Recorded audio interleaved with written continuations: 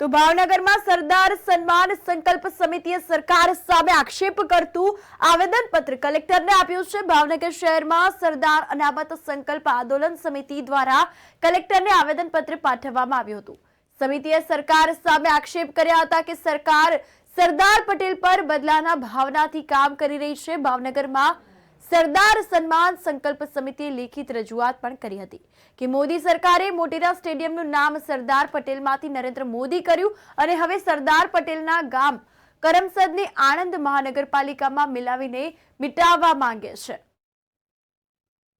हमारा हक मांगते नहीं, किसी से भीख मांगते नहीं चलेगा, नहीं चलेगा, जातिवाद नहीं चलेगा।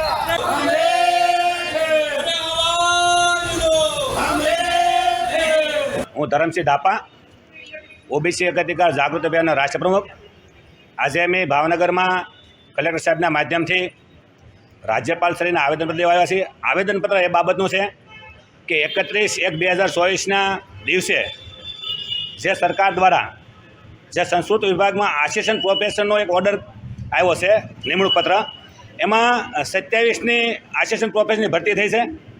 27માંથી 15 બ્રાહ્મણ જાતિના છે। ખરેખર તો 1% લેખે બ્રાહ્મણ એક જ હોવા જોઈએ। તો વર્ષોથી અનામતવાળા ખાઈ જાય છે, એ પંપોડી વગાડવાળા સવર્ણ જાતિને જે ગેરમાર્ગે દોરે છે, તો હું સવર્ણ જાતિને કહેવા માગું છું કે આમાં એક પણ ક્ષત્રિય સમાજને પણ લેવા નથી આવ્યા। આ તમને ભડકાવે છે। આ બ્રાહ્મણ જાતિથી કોઈને ભડકાવવું ન જોઈએ। અને ભાજપા સરકારને પણ કહેવા માગું છું કે ભાજપા સરકારે તમામ જાતિ ધર્મ ભેદભાવીના તમામ સમાજના લોકોને વસ્તીના પ્રમાણે નોકરી મળવી જોઈએ, એ સંવિધાનમાં જોગવાઈ છે। એ છતાં ભાજપા સરકાર હર હંમેશ જેમ બ્રાહ્મણનું તે હિત ઈચ્છવાય એમ વધારે અત્યારે સરકારી વિભાગમાં 70થી 80% વિભાગમાં બ્રાહ્મણની ભરતી કરવામાં આવી છે।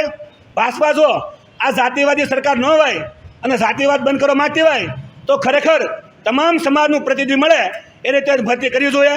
અને આ ભેદભાવયુક્ત જે ઓર્ડર થયો છે નિમણૂક, એ રદ થવો જોઈએ અને પરિવાર આ પરીક્ષા લેવી જોઈએ। જો ભાજપા સરકાર આ કરવા ન માગે તો વ્યવસ્થા પરિવર્તન પાર્ટી કલ અમારે એવા સંગઠન અને ઓબીસી એસસીના લોકો ના છૂટકે ગુજરાત બંધ એલાન આપવું પડશે।